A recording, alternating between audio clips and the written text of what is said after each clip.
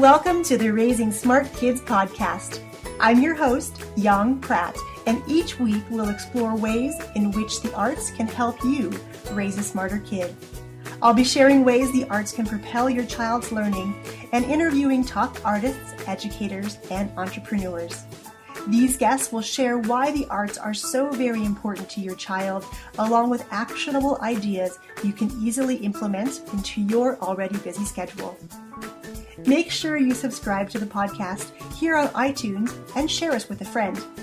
For extra tips on raising smart kids, head on over to artsmartparenting.com and click on the Live tab.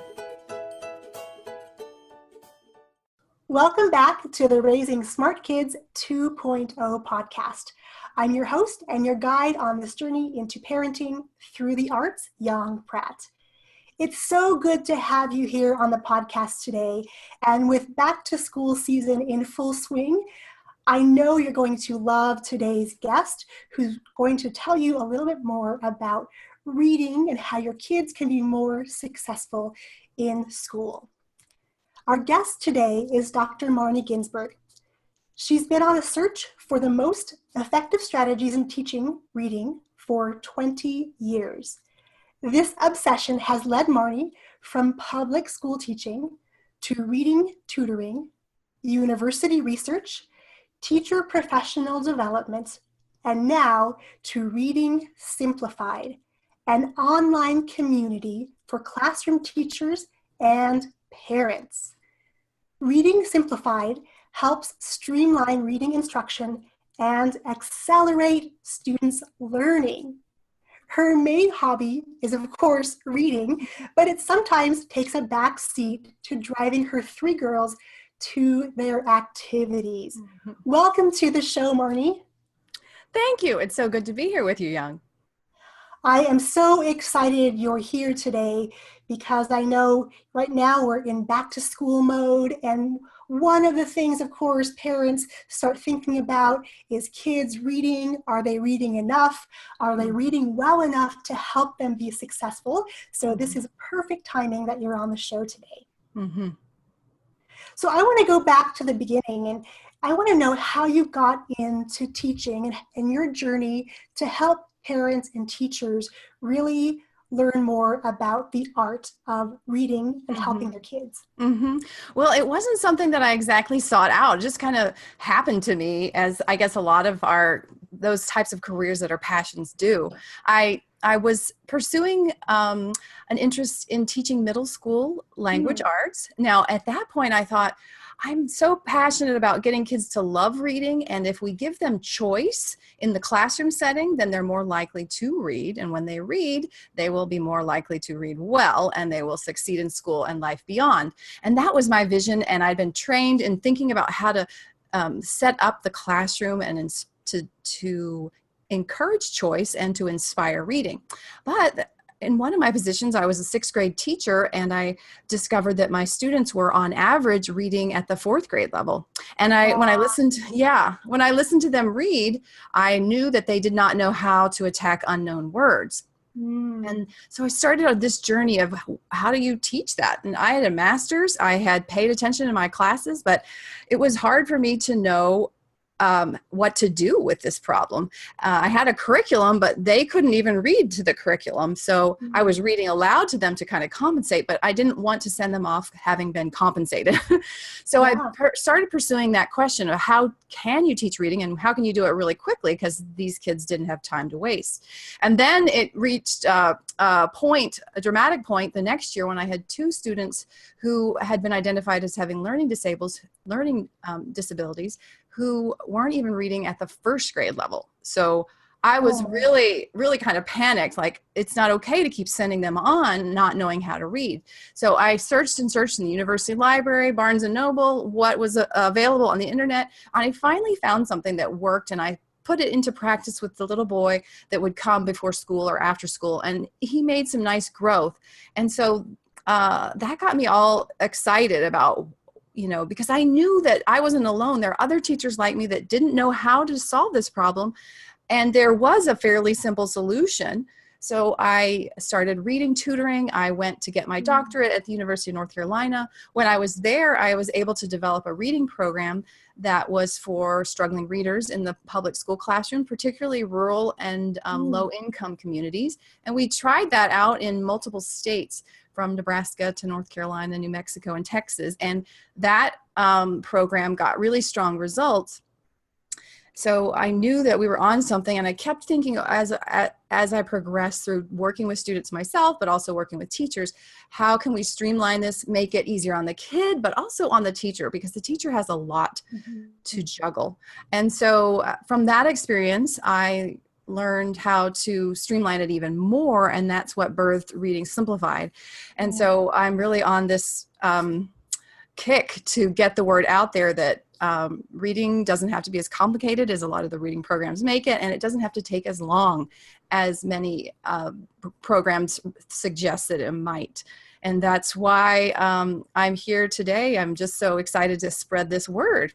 Over those years of figuring out what's best for kids, I realized that there's really just 3 main activities that most kids, whether they're beginning readers or struggling readers, need to be able to crack the code and to be able to decode unfamiliar words. And then once you decode them, then to read them enough and get enough practice reading that you read quickly and fluently. And so you're more likely to enjoy the reading and read a lot. So that is what I'm spreading around a lot right now, that just 3 activities that integrate phonemic awareness with phonics. And let me explain phonemic awareness. Phonemic awareness is one of those terms that we don't use a lot at the cocktail parties, right? It's a teacher technical term. It means the individual phonemes or sounds in language. And that's really how we become good readers, particularly in English, because English is such a tricky code. We have to have really good perception of individual sounds and words. So the word cat, we need to know that it's k, a, t, that we can separate those sounds or phonemes and then match those up to print or phonics. And so you can do a few activities where kids manipulate letter sounds and you emphasize, what sound do you hear in cat? Or if they're more advanced, what is that middle sound in flag? And so tuning in the sounds, tuning the child into the sounds and how they connect with letters is really a super shortcut for cracking the code. That's amazing. And there's so much goodness in what you just said. And for parents who have little ones that are just starting on their reading journey, it can seem like there's so much to do, and it can be a bit overwhelming to introduce reading to our kids. What is the best way we can introduce reading to our kids when they're little? Well, before they even are interested in learning how to read, if you're reading to them, which I hope you are, because that's so priceless, and you're enjoying great literature and you're making voices so that they understand what's going on in the story. While you're doing that, when they're 2, 3, or 4, depends on their interest level, every now and then focus on the sounds that you say in the word. Like if you're reading The Cat in the Hat, you would just read it along normally, and every now and then you say the cat in the hat, and you point and you exaggerate and elongate those sounds. Hat. And your finger is giving that cue. Your exaggeration of the sound is giving that cue that this is really how this whole funny squiggly line business works. This is how the code works. Our language is a code for sounds. And so that's an early way to kind of get them tuned in. And then when you teach, if you see, the alphabet, you have the alphabet on your refrigerator, emphasize the sound that letter makes rather than the name, because the name is actually a bit of a block for being able to read words early on. For instance, the letter M, the first sound you actually hear in M is which doesn't help you to read mop or mom. So if you say, this is then it will get them much more quickly able to put the sounds together and read words. Montessori teachers have been doing this for over 100 years, starting out with the sounds, and so do many other countries. It's just in America and a few other English-speaking countries, we've kind of gotten this alphabet obsession.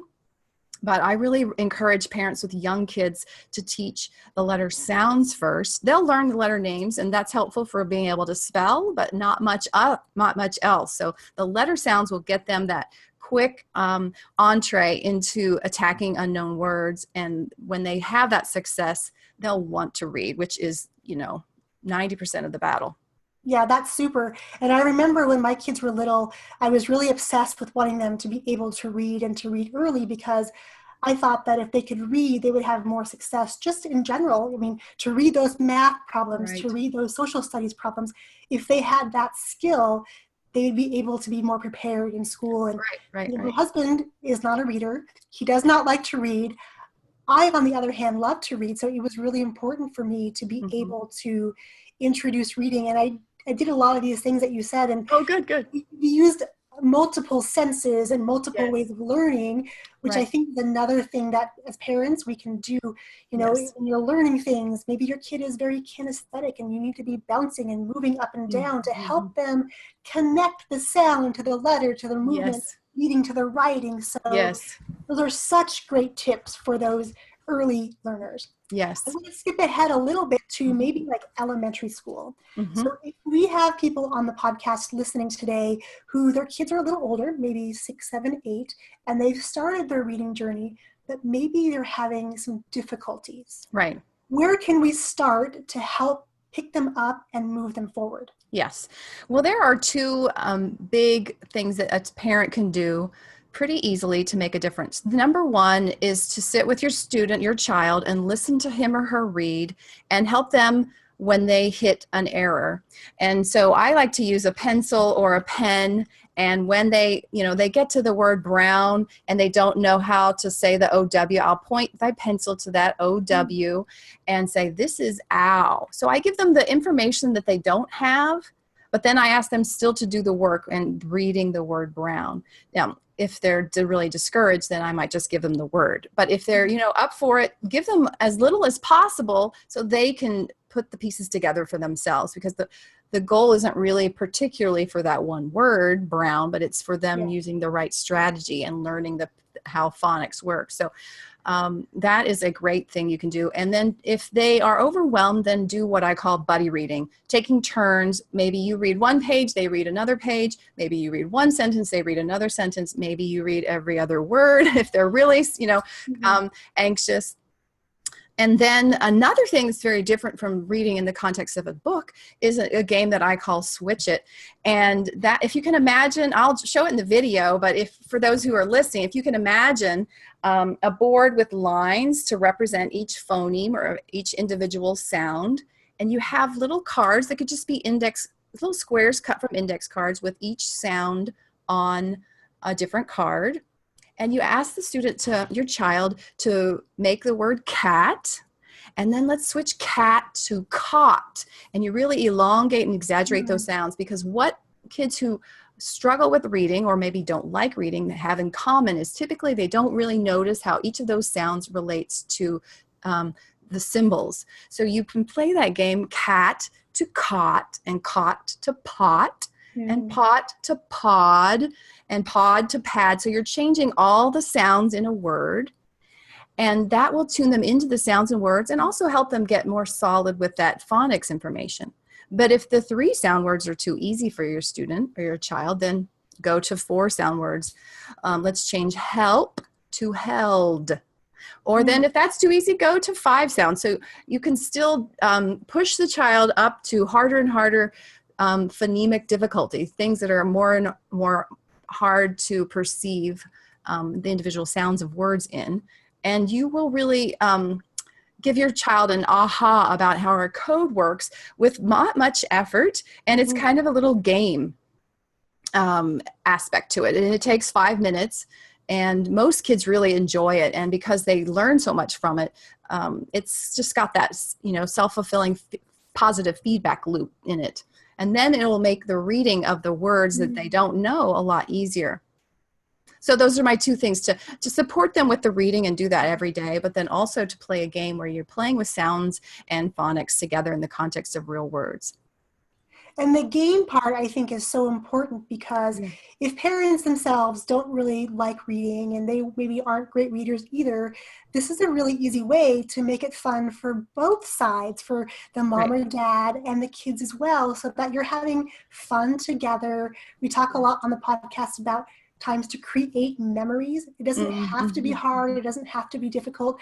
But if you can gamify this reading thing and Yes. really help your kids to know that it's fun and there's cool things you can do with it, and now that you understand, now we can go read these great books and get these great stories, or go write these great stories. So yes.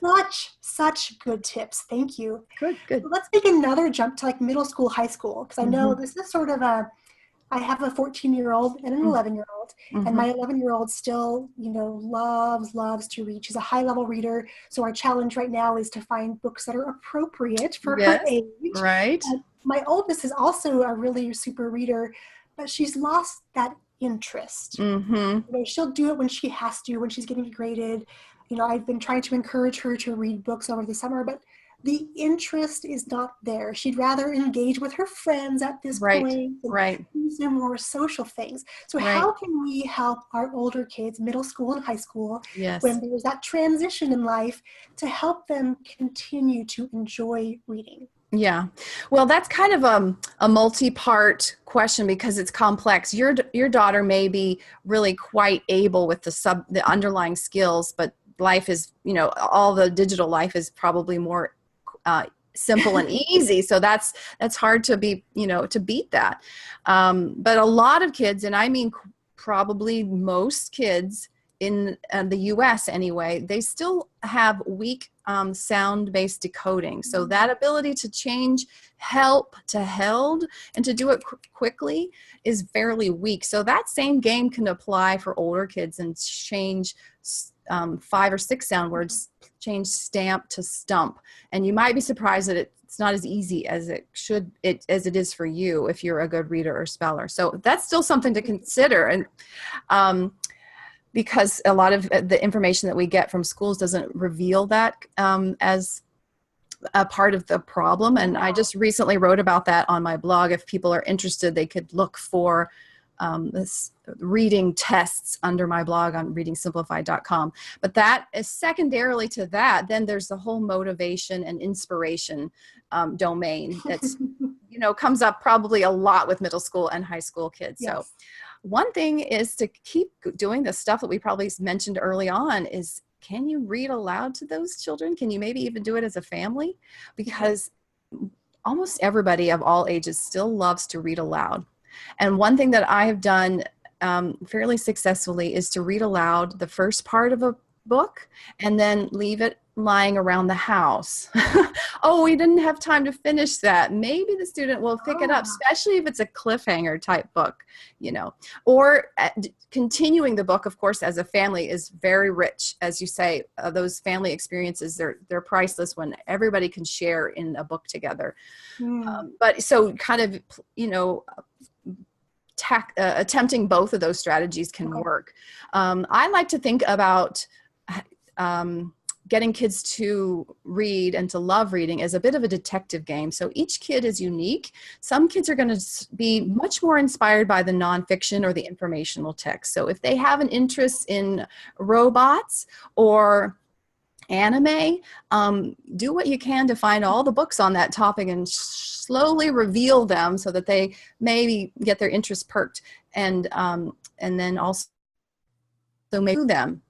Another thing that has been very successful for a lot of the students that I work with privately is the app that is available on the Kindle Fire HD. So Amazon has a nice technology that they call immersion reading, where they can take an ebook and sync it with the professionally recorded audiobook. So the student can follow along with the text as it sweeps across the page, but hear the really professionally done really nice recording, so they get the intonation and the meaning behind things, and it's a lot less challenging for the child, but then it's still very useful. They're getting eyes on print time, and they're learning the language that's in that higher level book. You can often pick a book that's above their reading level to do this type of activity. Now you have to get that Kindle Fire HD, and you have to get the ebooks and the audio books, but Okay. Amazon does a nice discount with when you link those two together, it's a lot cheaper. So that's a possibility. Or if you just go to the public library and get a book on CD or a Playaway, which is a little Mhm. small handheld device, and encourage your child to listen along, there is still a lot of value in that. Number one, the student can get excited about reading again, and that's probably your biggest battle. If you can win that battle, then you're golden. And then secondly, along the way, they're picking up the language that's more sophisticated. Almost all written language is much more sophisticated than our everyday speaking. Even college educated adults speaking is not as sophisticated as children's books. We actually have studies that show that there's a difference. Yeah. So don't feel as if that's cheating or it doesn't count or it's not enriching enough, because by and large it is.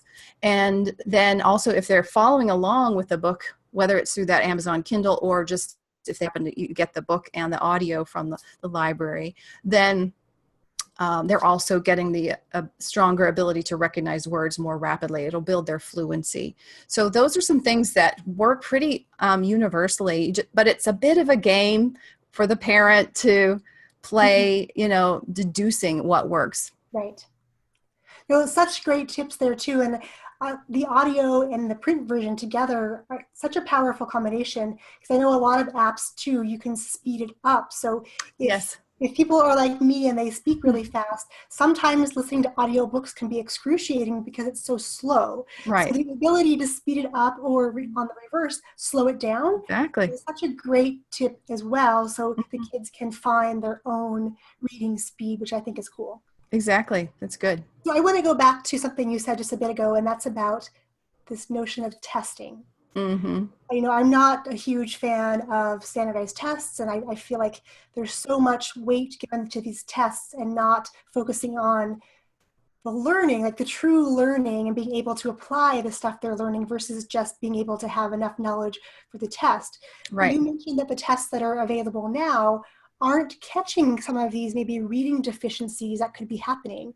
Right. How do we approach this, or how do we, I guess, when parents get these test results back and they discover that their kid is an average reader, but later on they're struggling, Mm-hmm. how do we, I guess, as parents, know what to do with that information and then really understand where our kids are in their reading level?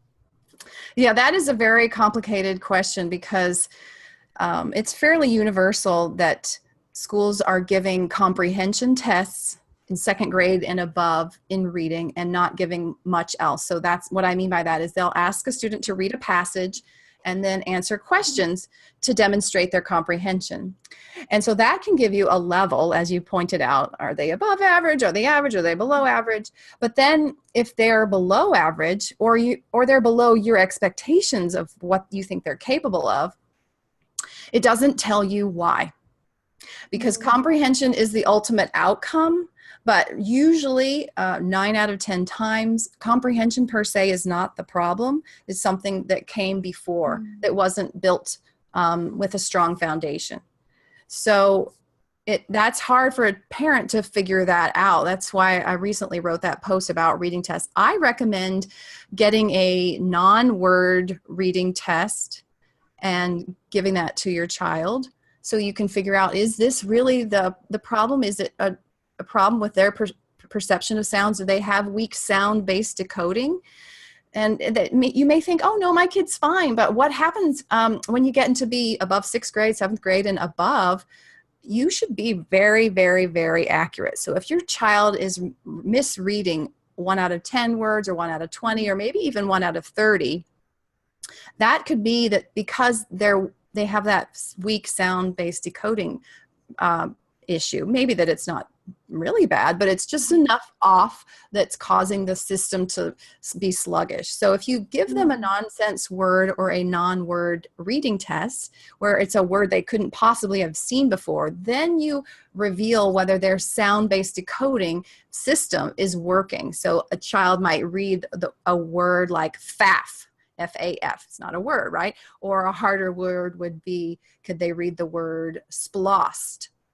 And when they can or can't, that will cue you into if something foundational is missing. And that's how, if that is the case, then getting some support or playing that switch it game may be very beneficial so that the foundation gets shored up. And that's one of the things that's really big that I see so often. Pretty much all my reading tutoring students have that as a weakness. Wow. Another thing could be just a reading rate.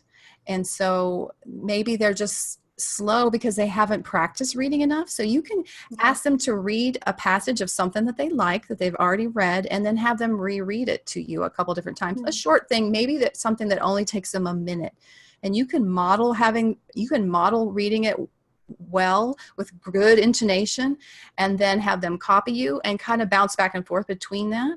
And when they do that day after day, even 2 or 3 times a week would make a difference in building their reading rate, which would be build their fluency. If you think about a computer, when your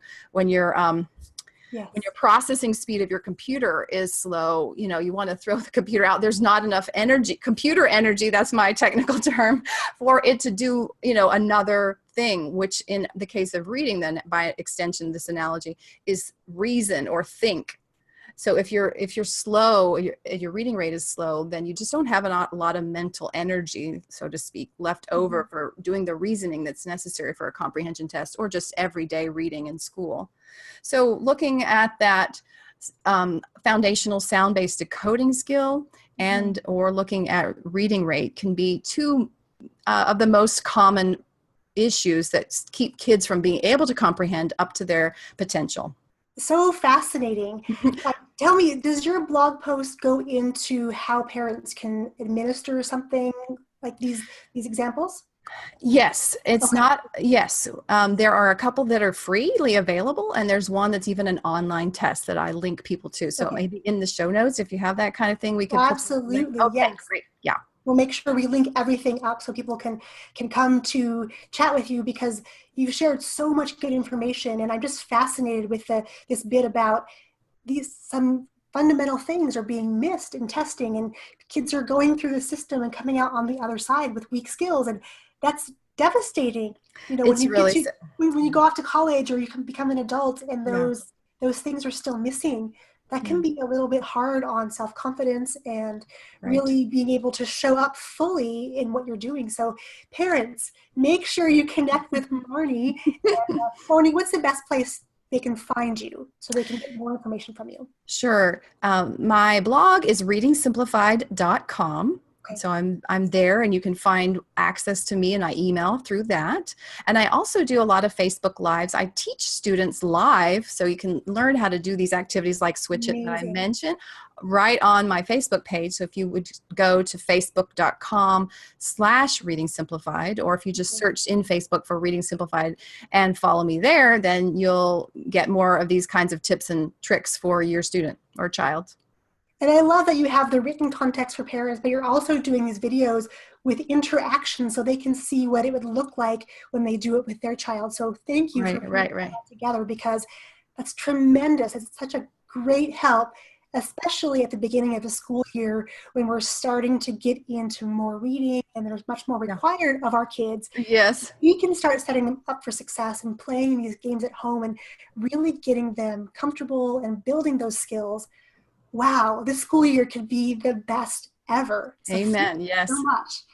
Amazing. And I know you have something coming up live. Oh, Can you yes. tell us a little more about that? Sure. Thank you. So that Switch It activity that I was mentioning is just one of 3 core activities that rocket kids along pretty rapidly in their reading. And I'm teaching that pretty much weekly in an online workshop or a webinar. So if you go to my website, there'll be a banner at the top of the page, readingsimplified.com, where you can probably sign up. Now, if it's not there right now, it'll be there soon, and make sure you get on my email list so I'll let you in on that invitation. So it's free information. I show you the videos like Young was mentioning, so you can see what the activity looks like and also how to solve the problems that you encounter. That's kind of, as a teacher, that's the hardest part. You follow a procedure for how to do an activity, but that's not the hard part. The hard part is knowing how to cope with what your student gives you. So I welcome anyone to come to that workshop.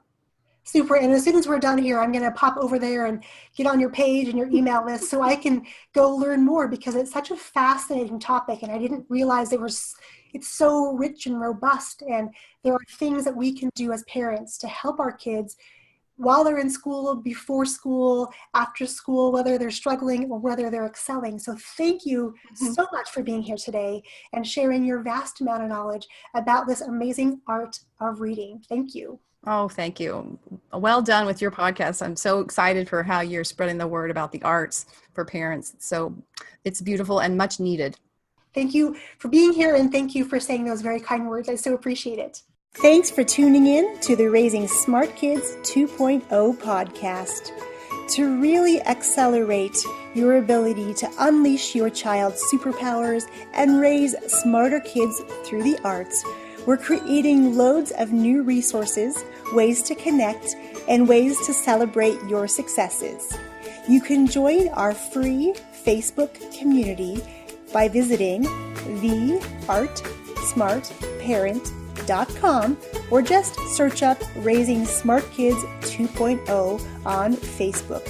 I look forward to seeing you inside our community.